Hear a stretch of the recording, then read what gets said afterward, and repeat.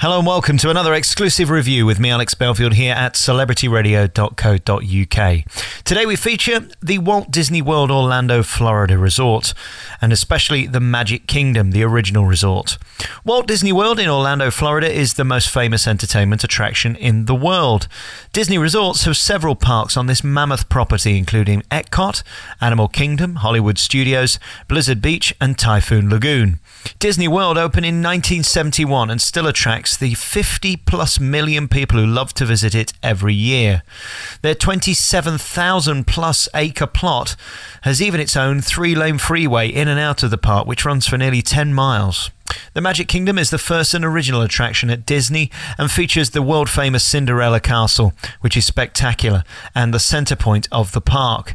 Despite the overall size of Disney resorts, including many of the hotels which are on the site, each attraction is big, but not impossible to get around by foot in a day. The hardest decision is what to do first, and then to wait in line to get to it.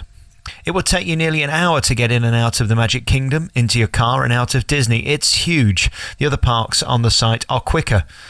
You have the option of getting one of the many shuttles from the main hotels in Orlando, or you can drive to Disney World. There is an outrageous $15 charge to park at Disney.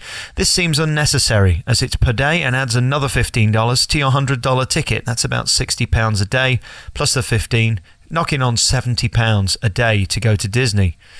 So this is, in my opinion, a sneaky cost that they could do without. The Magic Kingdom has the most beautiful entrance, featuring a fabulous train that you can take a ride around the perimeter of the park. As you walk in, you will be blown away by the splendid Main Street, the world-famous Main Street with all the gorgeous shops, of course full of stuff that you can buy and spend your money on.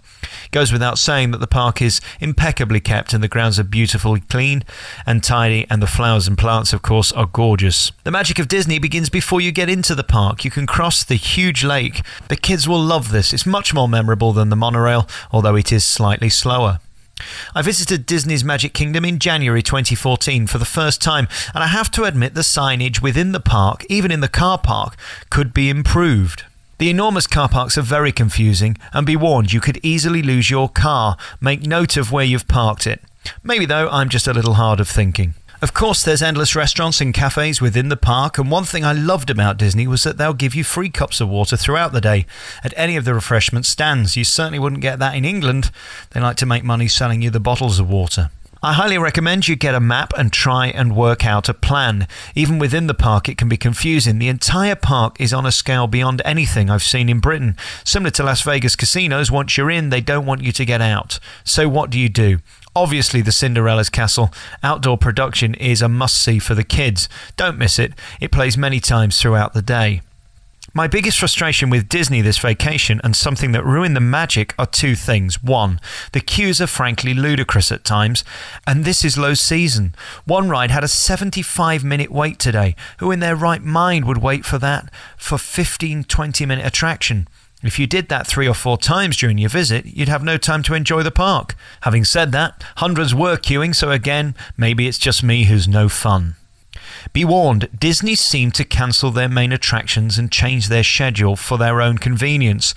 The attraction that everyone talks about, for example, at Animal Kingdom, is the Lion King feature. Once I was in the park and had bought my ticket, I was told it would be closed for 6 months whilst they were putting in Avatar. Great shame. I would have loved to have seen that. After paying to get into Magic Kingdom, I was told the main Disney parade at 3 o'clock was cancelled. Hugely disappointing. Surely this is the main event of the day. It was also unfortunate, as I was told, that the Disney Light Show parade was dark that day, and I wouldn't be seeing it. Ticket price remains the same though. However, you cannot be bored at Disney. Even if you opt out of the long queues and stick with the outdoor activities, you'll have a great time. The look on the kids' faces was priceless when they got to meet their cartoon heroes throughout the park. At 8 p.m. every night, Disney offer the world-famous fireworks. They're amazing, but it does get incredibly busy, and of course thousands of people want to leave the park at the same time as you, so it could take some extra time. Well worth a visit though, 8 p.m. every night, 7 days a week. If you visit Orlando, Florida, don't miss Disney World. You have to go and do it. It would be like going to Egypt without seeing the pyramids, or going to Paris and not seeing the Eiffel Tower. Disney is Florida, let's face it. And despite my criticisms, it's still a fabulous day out. This review is by me, Alex Belfield, for celebrityradio.co.uk, recorded 18th of January 2014.